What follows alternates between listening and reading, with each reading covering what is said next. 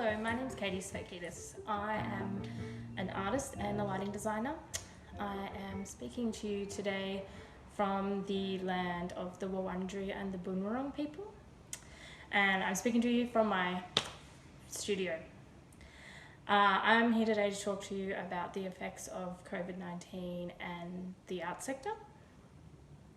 So I guess the biggest impact that COVID-19 has had on the art sector is around our ability to be artists and present our work to the public.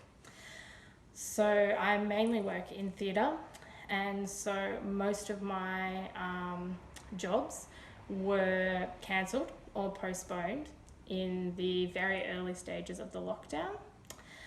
And for most artists, art sector workers who might work in events, festivals, art galleries, we've all experienced this great sense of loss, I guess, of the ability for us to be able to make work come together and also to be able to share work with the public. I guess along with those similar lines, not only have most of us lost work, but the majority of the sector, they're not actually eligible for many of the government stimulus packages. I guess the biggest one would be the JobKeeper package. So for most people in the sector, they generally work on short-term contracts with many different employers over the course of a 12-month period. And because of the 12-month restrictions around JobKeeper, this means that many artists within the sector and many crews within the sector are missing out on that benefit. And I think there's a real push at the moment within our sector for the government to either include people within the JobKeeper package or for there to be like a designated stimulus package for our sector. So the other major impact is around, I guess, major institutions, but also small to medium institutions and organisations who produce a lot of different events, like smaller events for the community. And the majority of the people that work in this sector are women. So they are feeling this sort of extra burden because quite often those sort of small to medium organisations run on a very small profit margin, and so when you take away most of their income, they're left with not very much left to keep them going. I guess the biggest fear or the biggest other worry that we have in the sector is that there's a lot of uncertainty around how we move forward in this time of pandemic. So even though a lot of the restrictions are starting to be eased, I guess it's still really unclear like how we hold a performance with lots of people, or if anyone would even want to attend something like that. So as to, I guess, when we're going to be able to get back to doing our jobs as artists is still really uncertain.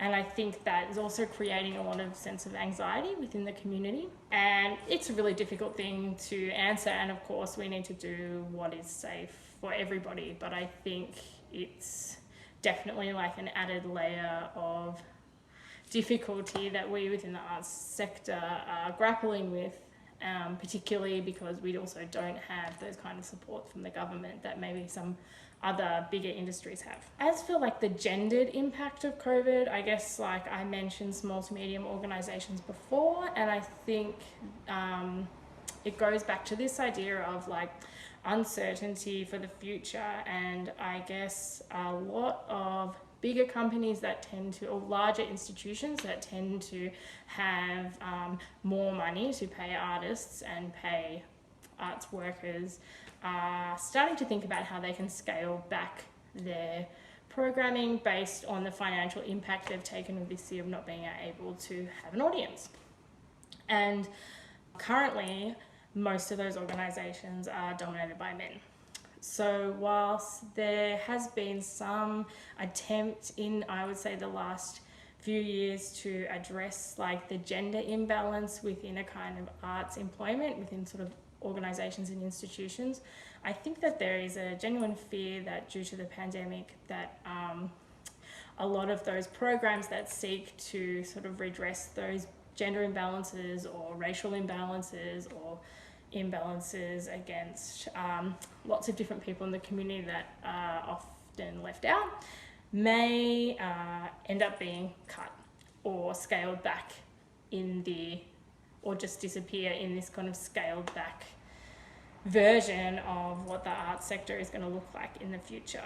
But, you know, I didn't want to end on a sour note, so I think even in the face of what is a really difficult period for our sector, artists have been able to demonstrate a real resilience and to what's going on, and have been able to rethink and reimagine their work for new spaces.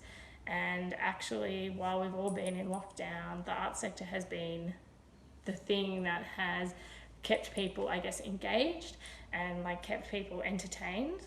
And there have been like lots of incredible, amazing artists who have like produced work for our new online world that, you know, definitely like bringing me hope that there is a better future. Cool. Thank you.